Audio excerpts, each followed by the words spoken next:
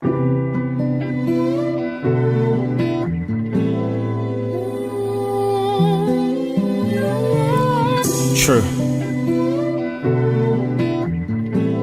I'm just trying to help. Dramatic on the beat. First things first, of course she misses you. I mean, look at everything you've been through. And don't take her cold demeanor as a sign that she isn't broken either. She isn't shut away from you because she forgot she was once your girl. She's doing it to protect herself. Because to her, she's made a decision she doesn't want to and it hurts. See, what you feel is what she feels, because to her, she didn't do the breaking up. Your decisions did it for her. And yes, you looked after her, trying to understand why she can't overlook the hurt in return for what you did for her. But a mirror cleaned 100 times, it's still broken if you drop it just once. You try to get her back by triggering memories and stuff, pictures of us begging for love, but in the end it all comes down to trust. She wants to trust that you won't do it again.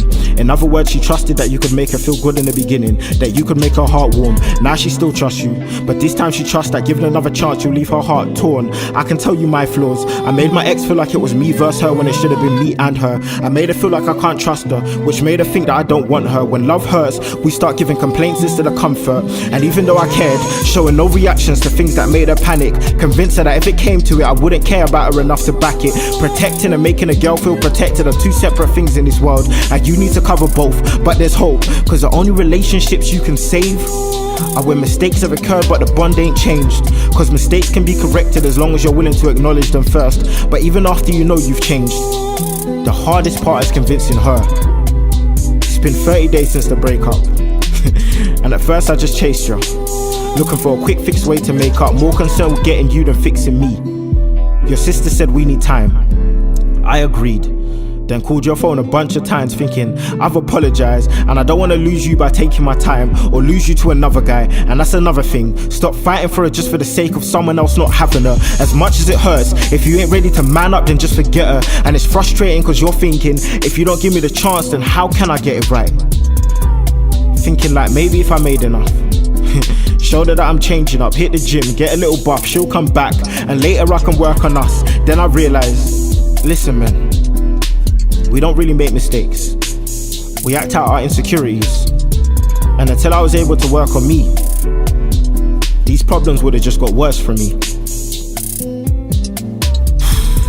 I know you want her back, and to you it doesn't make any sense. I mean, you still feel like her boyfriend.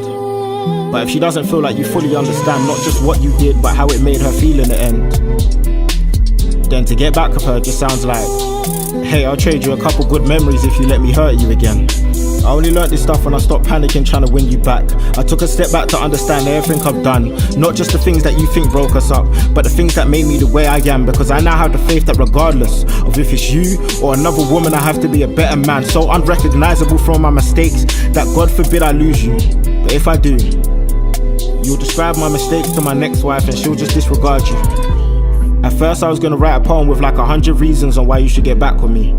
Then I stepped back, let it breathe, and started to understand that to save us, I need to first save me. I gotta wanna do better for myself before I wanna do better for love. Because trust is everything you believe I'll do based on who I am when I'm not thinking about us.